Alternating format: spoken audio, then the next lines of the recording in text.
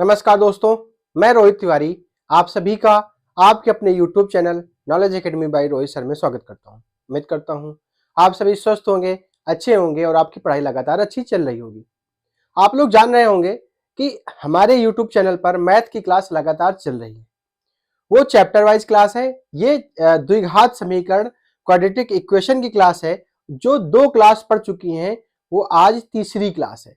आप पाएंगे कि जो प्रश्न कराए जा रहे हैं विगत वर्षों में किसी न किसी परीक्षा में पूछे गए प्रश्न होते हैं। तो आप सभी लोग इनको नोट करें और देखें कैसे प्रश्नों को कितने आसान तरीके से सॉल्व करें और जो हमें क्वेश्चन नहीं आते हैं उनको दोबारा से सॉल्व करने की कोशिश करें।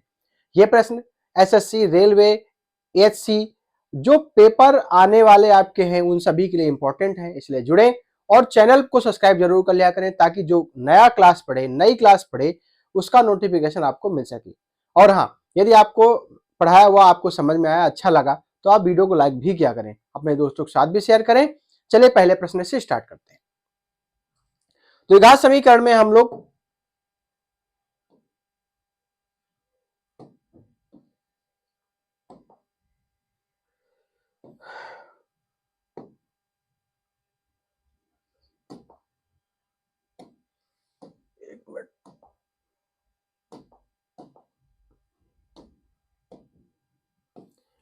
ये सब पढ़ चुके थे। क्या पढ़ चुके थे? देखिए हम लोग ये मूल निकाल चुके थे कि मूल क्या होते हैं, ये सब पढ़ चुके हैं ना। अब हम लोग पढ़ेंगे इसमें से इसका जो ये पूछे जाते हैं कि आपके मूल अल्फा प्लस बीटा का योग बताइए, अल्फा गुणनफल बताइए, तो इसके एक क्लास पढ़ चुकी है। इसके अब बहुत ही महत्वपूर्ण प्रश्न आपके सामने फिर से आने वाले हैं। ठीक है, इस तरीके के प्रश्न आपके रेलवे के एग्जाम में बहुत ज्यादा पूछे जाते हैं। जहां आप देख रहे होंगे शिफ्ट 1 आरआरबी एनटीपीसी 26/4/2016 का ये प्रश्न है। ठीक है, और इस प्रश्न को देखिएगा, मैं आपको तरीका भी बताऊंगा। तरीका बताने के साथ साथ में आपको बिना पेन कॉपी के बिना पेन चलाए आप इस प्रश्न का आंसर भी दे सकते हैं। कैसे, वो हम अब जानेंगे। ठीक है, बस आपको समय देना है, थोड़ा सा आराम आराम चलना है। एक चीज ये बताइए, अगर हम इक्वेशन को सॉल्व करें, इक्वेशन क्या है? X square minus 13x minus 48 बराबर 0। ठीक ठीक है ना। अभी ये जो लिखा हुआ है ये जादू है। ठीक है, ये जादू बाद में दिखाएंगे, अब बता चुके हैं। तो आपको क्या करना है कि सबसे पहले इस इक्वेशन को सॉल्व करने के लिए जो यहां ये देखना है कि x के पहले क्या है, तो x के पहले 1 होना चाहिए, इसके अलावा कुछ नहीं होना चाहिए। यहां पर 1 है तो चलो ठीक है। अब इसके 48 के ऐसे फैक्टर करते हैं, 48 के ऐसे फैक्टर करते हैं कि दोनों का गुणनफल 48 आए, लेकिन उन दोनों को घटाने पर, उन दोनों संख्याओं को घटाने पर 13 आ जाए, उन दोनों संख्याओं को घटाने पर 13 आ जाए। घटाया क्यों है? क्योंकि यहां पर माइनस का साइन बना हुआ है, यहां पर क्या माइनस का साइन बना हुआ है। तो यहां पर क्या हो जाएगा, यहां पे 16 और 3, 16 3 48, 16 गुणे 3 कितना होता है? 48 होता है। और अगर 16 में से 3 को घटा देंगे तो क्या आ जाएगा? 13 आ जाएगा। ठीक, 16 में से 3 को घटा देंगे 13 आ जाएगा। अब इक्वेशन को सॉल्व करेंगे जब, तो हम क्या करेंगे? X square minus 16 minus 3x minus 48 बराबर 0, 48 बराबर 0। आप लोग ऐसे तो करते रहे प्रश्न को, ऐसे करना अभी। अब यहां से क्या करेंगे? एक्स स्क्वायर माइनस 16x, ये माइनस माइनस क्या हो जाएगा? प्लस 3x, ये x इधर आएगा, माइनस 48 बराबर 0। इस वाले से x कॉमन लिया, x माइनस यहां से x बचा, यहां से 16 बचा। इस वाले से 3 कॉमन लिया, प्लस का 3 कॉमन लिया, x माइनस 16 बचा बराबर 0। अब इस पूरे में से x माइनस 16 कॉमन हो गया और ये कॉमन आ गया x प्लस 3। ठीक, अगर इस समीकरण के मान पूछे गए होते, इस समीकरण के मान पूछे गए होते तो हम क्या निकाल सकते थे? x माइनस 16 बराबर 0, तो x बराबर 16। ठीक है, अब यहां से एक मूल ही आ जाता, x प्लस 3 बराबर 0, x बराबर माइनस का 3 आ जाता, x बराबर माइनस का 3 आ जाता। दूसरा मूल यही आ जाता। कौन से आ जाते? 16 कॉमा माइनस 3। ठीक है, लेकिन हमें समीकरण पूछा था, उस गुणनखंड पूछा था, तो गुणनखंड कौन से? x minus 16 x plus 3, x minus 16 x plus 3। आपका बी नंबर सही है, बी नंबर ऑप्शन सही है। ठीक है, अब ये सब करने की आपको जरूरत नहीं है, हम आपको तरीका बताएंगे। आप डायरेक्ट इस प्रश्न को बिना पेन कॉपी के, बिना देख, मतलब कुछ भी नहीं करना आपको और सीधा आंसर निकालना है। देखिए कैसे हम बताते हैं इसको। मैं सोचता हूं रफ कर दो। जैसे अगर हम इसको रफ कर देते हैं, इसको रफ करने के बाद अब आपको हमने बताया था कि ये जो जादू है ये पहली क्लास में हम दिखा चुके हैं, लेकिन आज फिर से दिखाना है। क्या है? देखिए ये इक्वेशन है x square minus 13x minus 48 बराबर 0। ठीक है, 48 कैसे फैक्टर करिए? गुणा करने पर 48 हो, लेकिन उनको दोनों को घटाने पर 13 आ जाए, तो 16 और 3, 16 और 3। अब हमने बताया था अगर प्रश्न में माइनस माइनस है, माइनस माइनस है, माइनस माइनस है, तो पहली वाली वैल्यू प्लस की होती है, दूसरी वाली वैल्यू माइनस की होती है। तो हमारे मूल निकल के आ गए 16 कॉमा माइनस 3। निकाले थे वहां पे, निकाले थे। ये 16 कॉमा माइनस 3 क्यों आए हैं? क्योंकि एक बार रहा होगा x माइनस 16 और एक बार रहा होगा x प्लस 3। ठीक, अगर गुणनखंड निकालने हैं तो जो आपका आंसर निकले उसको, उसके जो साइन है तुरंत चेंज कर दीजिए। x माइनस 16 x प्लस 3, यही आपका आंसर हो जाएगा। x plus 16 x minus 16 x plus 3। कोई दिक्कत? हमारा मान निकल के आया, दो मूल निकल के आया, प्लस 16 माइनस 3। तो जो उसके गुणनखंड होंगे वो कौन से होंगे? x minus 16 x plus 3। क्यों होंगे? क्योंकि देखिए x माइनस 16 बराबर 0, तो x बराबर 16, इसलिए। ठीक है, अगले क्वेश्चन में आपको और समझ में आ जाएगा। देखिए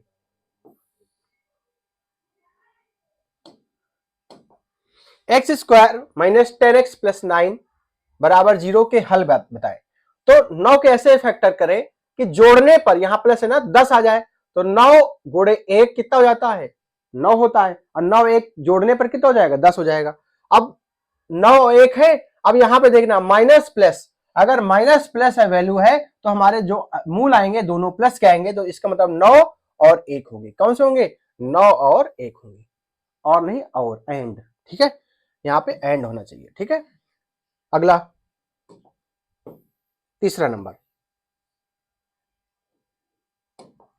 यदि 2x square minus 9x minus 18 बराबर 0, समझिएगा 2x square minus 9x minus 18 बराबर 0, समझिएगा। ठीक है, तो कह रहा है उसके x के सभी संभव मान ज्ञात करें। ये भी देखिए आरआरबी ग्रुप डी 11/12/2018 शिफ्ट 3 में प्रश्न पूछा गया। ठीक है, तो अब क्या करना है? ये जो 2 है इसको यहां पर 1 होना चाहिए, तो हम क्या करें? सबसे पहले 2 का मल्टीप्लाई 18 में करें, तो ये हो गया 36। कितना हो गया? 36 हो गया। जब 36 आ गया, अब हमें 36 कैसे फैक्टर करने हैं? 36 के ऐसे फैक्टर करने हैं कि दोनों का गुणनफल 36 हो, लेकिन यहां माइनस है ना, तो दोनों को घटाने पर क्या आए? 9 आ जाएगा। तो 12 गुणे 3, 12 गुणे 3 36, और 12 में से 3 जाएंगे तो कितना बचेगा? 9 बचेगा।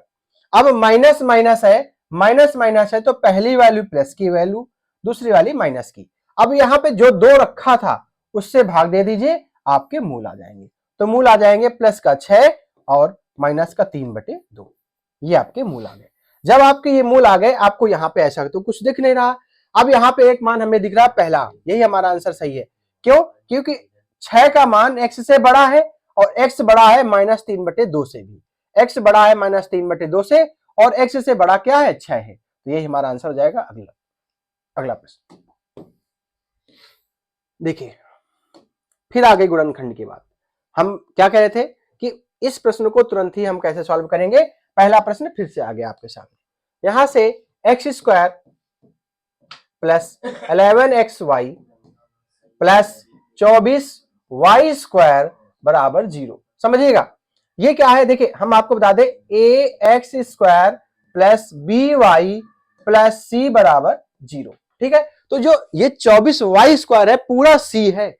ठीक है, ये जो b है ये 11 क्या है? 11x है, 11x है। ठीक, अब यहां पे देखते हैं। अब इसकी जरूरत नहीं है, इसकी जरूरत नहीं है। देखिए एक्स स्क्वायर, अब 24 के ऐसे फैक्टर करें 24 कैसे फैक्टर करें कि उनका गुणनफल 24y² आ जाए। तो देखिए 6 4 क्या आ जाएगा, 6 4, 6 चौको 24। अब 6 4 10 होता है और 6 चौको 24 होता है। ठीक है, अब ये तो होगा नहीं, इसका मतलब दूसरा क्या हो सकता है, 8 और 3, 8 त्रिक 24 और 8 3 11, 8 त्रिक 24, 8 3 11, लेकिन हमें 24y² करना है तो हम इसको y मान लेंगे, इसको भी y कर लेंगे। तो देखिए 8 त्रिक 24y² हो जाएगा और 8 3 11y हो जाएगा। क्या हो जाएगा, 11y हो जाएगा। जब 11y हो जाएगा, अब हमें क्या करना है, यहां से जब 8y और 3y हमारे पास आ गए, अब यहां पर ये प्लस प्लस है, यहां पर प्लस प्लस है, तो हमारे मान क्या आएंगे, -8 -3, -8 -3। जब यहां पर आ जाएंगे तो हमें जो गुणनखंड बताने हैं तो क्या जाएंगे, अगर माइनस है तो 8x + 8y और ये माइनस का है तो x + 3y। किसमें है ऑप्शन, किसमें है 8x + 8y, x + 3y, यही हमारा आंसर हो जाएगा बी नंबर। और इसको आगे बढ़ जाएंगे, खत्म। बस आपको फैक्टर करने हैं, क्या करने हैं, फैक्टर करने हैं। ठीक है, अगला क्वेश्चन 5 नंबर देखिएगा, बहुत बढ़िया प्रश्न है। एक द्विघात समीकरण के दो मूल x बराबर 1/7, x बराबर 1/7 और x बराबर -1/8 दिए हैं।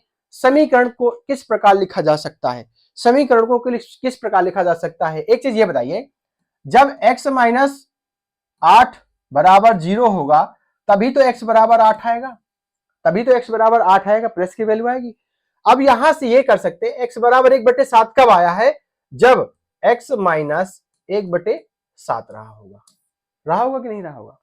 सीधा सीधा कुछ नहीं करना, आपको जो यहाँ पे साइन है उसको बदल देना है। एक रहा होगा x, यहां पे माइनस का है तो x + 1/8 रहा होगा, खत्म आंसर। अब इस प्रकार का तो ऑप्शन आपको यहां पे दिख नहीं रहा, जब नहीं दिख रहा है तो आपको क्या करना है, 7x - 1 8x + 1, यही आपका आंसर हो जाएगा, खत्म। 7x - 1 7x - 1 8x + 1, ये आपका ए नंबर आंसर हो जाएगा। और इसको टिक करके आगे बढ़ जाएंगे, ये भी प्रश्न आपका खत्म। अगला क्वेश्चन 6 नंबर, अच्छा प्रश्न है, देखिएगा क्यों अच्छा प्रश्न है, अभी हम आपको बताते हैं। एक आपने फार्मूला पढ़ा है क्या, x² - alpha + beta x + alpha × beta.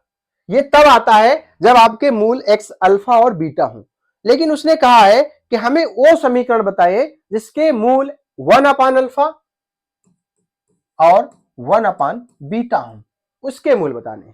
तो अगर यहां पर रख देंगे क्या है, तो हमें क्या बताना है, x² - 1/अल्फा + 1/बीटा x + 1/अल्फा × बीटा, ये बताना है हमको, ये हमको बताना है, क्योंकि हमें 1/अल्फा और 1/बीटा में बताना है, हमें अल्फा बीटा में नहीं बताना है।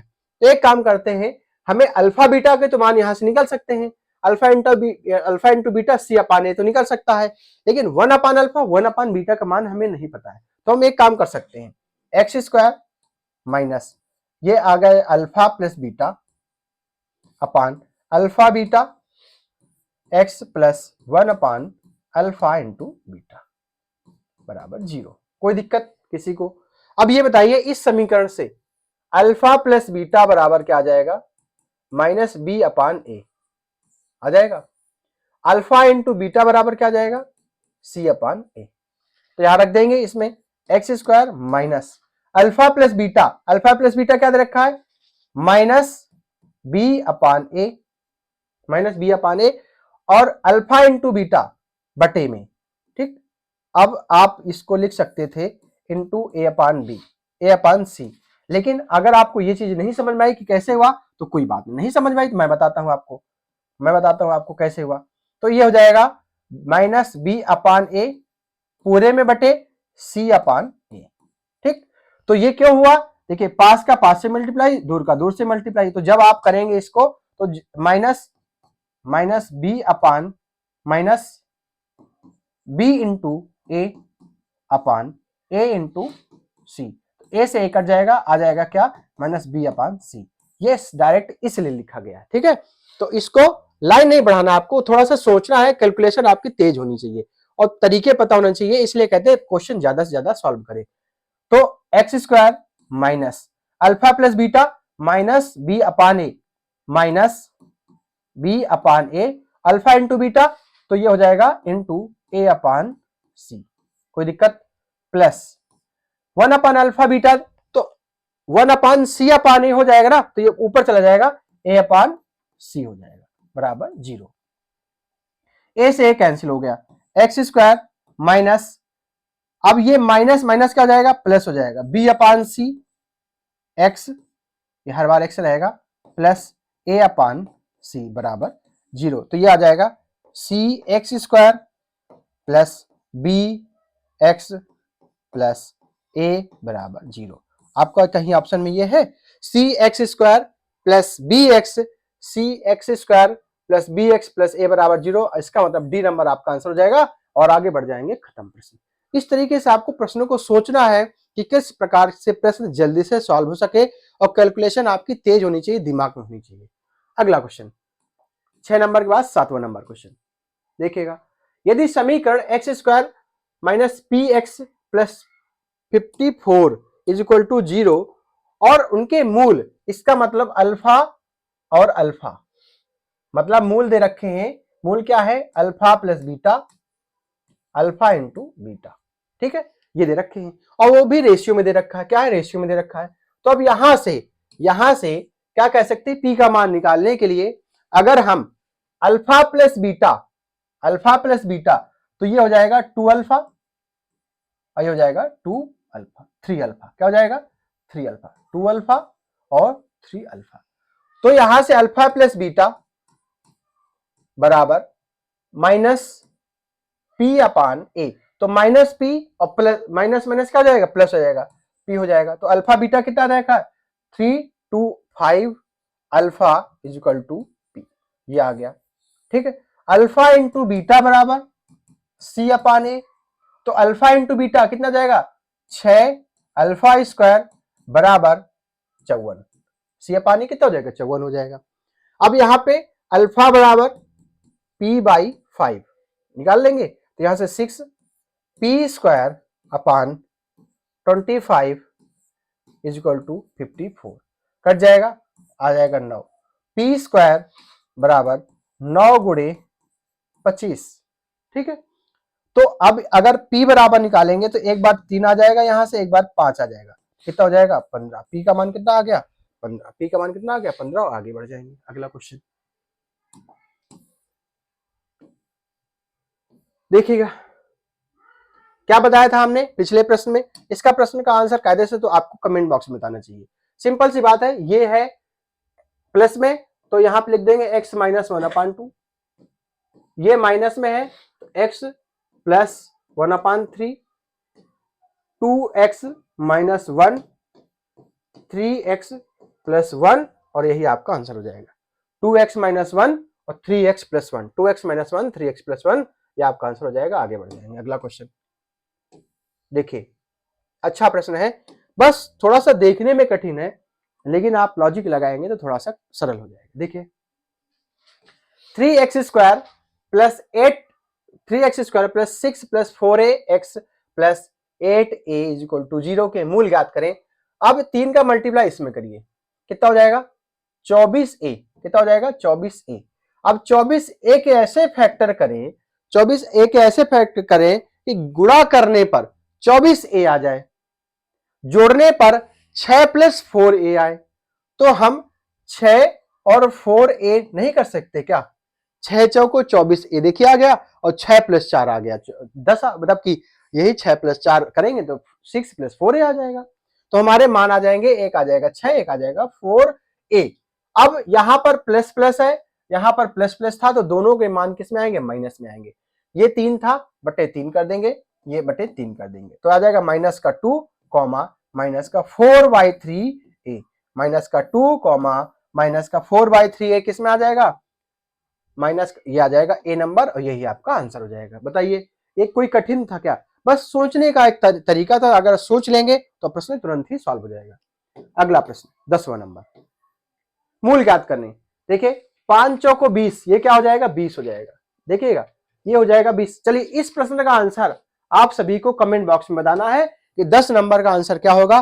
तुरंत कमेंट बॉक्स में बताएं ताकि हमें भी पता चले कि हाँ आप लास्ट तक देखें प्रश्न को, आप प्रश्न पढ़ रहे हैं। कमेंट बॉक्स जरूर बताएं। मिलते हैं नेक्स्ट वीडियो में, धन्यवाद। और नेक्स्ट वीडियो कौन सा होगा?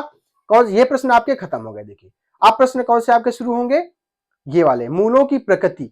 मूलों की प्रकृति से बहुत सारे प्रश्न पूछे जाते हैं और जब द्विघात समीकरण को कठिन करना होगा तो मूलों की प्रकृति से ही प्रश्न आएंगे। तो मिलते हैं नेक्स्ट वीडियो में, धन्यवाद।